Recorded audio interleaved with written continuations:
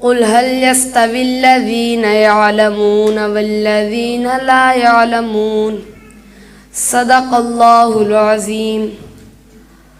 ہاتھ کٹتے رہے پر مشعلیں تابندہ رہیں، ہاتھ کٹتے رہے پر مشعلیں تابندہ رہیں، رسم جو تم سے چلی باعث تقلید بنی، شب کے صفاق خداؤں کو خبر ہو کہ نہ ہو، جو کرن قتل ہوئی شعلہ خورشید بنی۔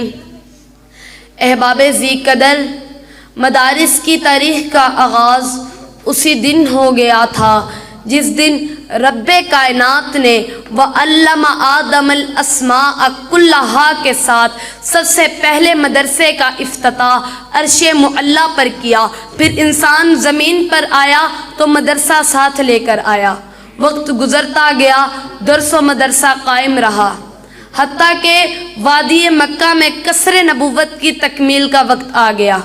مدرسہ عروج پر پہنچ گیا۔ کائنات کے سردار کو سب سے پہلا سبق غار ہرا میں پڑھایا گیا۔ اب باہر تشریف لائے تو انما بعثت معلمن کا اعلان عام فرما دیا۔ جب وادی یثرب میں پہنچے تو سب سے پہلے ایک دینی ادارے کا صفہ کے نام سے آغاز کیا۔ صحابہ کا وہ مبارک دور آ گیا جسے مدارس کے سنہری دور کہا جاتا ہے۔ ہر طرف مدارس ہی مدارس قائم ہو گئے، کئی جامعہ عبداللہ بن مسعود، کئی جامعہ عبداللہ بن عباس، کئی جامعہ ابی بن کعب، کئی جامعہ زید بن ثابت، کئی جامعہ عائشہ البنین والبنات، اور کہیں وہ جامعہ عبداللہ بن عمر کہ جس کا سلیبس اور نصاب ہی یہی تھا۔ جمیع العلم فی القرآن لیکن تقاصر عنہ اصحاب الرجال۔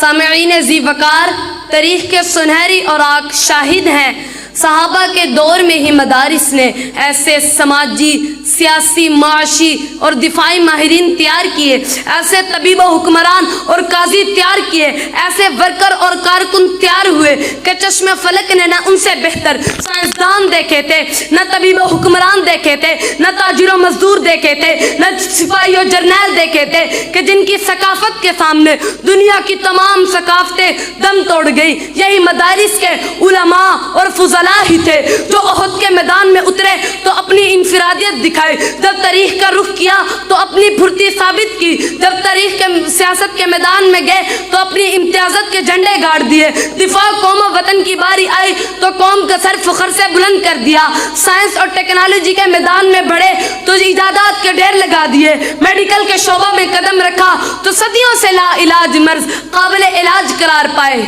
سامعین ذی شان، میں ان مدارس کی بات کر رہا ہوں جو نہ صرف دین اسلام کے محافظ بنے بلکہ ملک و قوم کے لیے بھی اپنی جانیں نثار کر دی۔ اس خطے کا بچہ بچہ جانتا ہے کہ جیلوں میں سڑنے والے، زندانوں کو آباد کرنے والے، جیلوں سے جنازے اٹھوانے والے، مالٹا اور غالہ جیسی بدنام جیلوں میں سزائیں کاٹنے والے انہی مدارس کے علماء اور فضلاء ہی تھے۔ کالا پانی جیسی بدنام جیلوں میں راتیں کاٹنے والے مولانا محمود الحسن دارالعلوم دیوبند کے فرزند تھے۔ تم کیوں بھول جاتے ہو کہ انگریز کی عدالت میں کفن ساتھ لانے والے مولانا حسین احمد مدنی دارالعلوم دیوبند کے ہی سپوت تھے؟ تم کیوں بھول جاتے ہو کہ ہمیں پاکستان کے ساتھ ہی مشرقی پاکستان میں سب سے پہلے جھنڈا لہرانے والے مولانا ظفر احمد عثمانی، مغربی پاکستان میں جھنڈا لہرانے والے مولانا شبیر احمد عثمانی دارالعلوم دیوبند کے ہی فرزندان تھے؟ تم کیوں بھول جاتے ہو فتنہ قادیانیت کا سب سے پہلے مقابلہ کرنے والے انہی مدارس کے علماء اور فضلاء ہی تھے؟ وہ اور ہی ہوں گے کم ہمت جو ظلم تشدد سہ نہ سکے، شمشیر و ثنا کے دھارے پر بات صداقت کہہ نہ سکے۔ یہ چشم فلک نے دیکھا ہے جو طاقت میں ہم سے بڑھ کر تھے، توحید کا جب طوفان اٹھا مد مقابل رہ نہ سکے۔ وما علینا الا البلاغ المبین۔